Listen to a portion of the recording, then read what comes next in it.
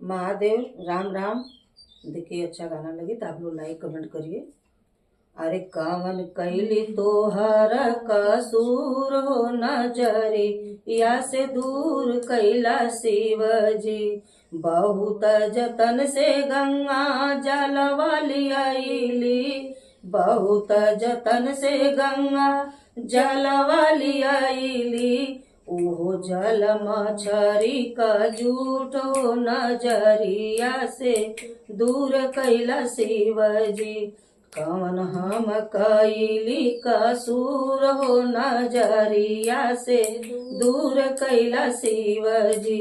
बहुत जतन से हम फूलवाली आईली, बहुत जतन से हम फूलवाली आईली। ओहो फूल भंवरा का झूठो नजरिया से दूर कैला शिव जी।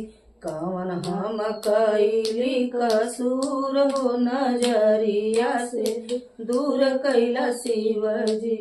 बहुत जतन से हम दूध वाली आईली, बहुत जतन से हम दूध वाली आईली। ओहो दूध बछड़ा का झूठ हो नजरिया से दूर कैला शिव जी।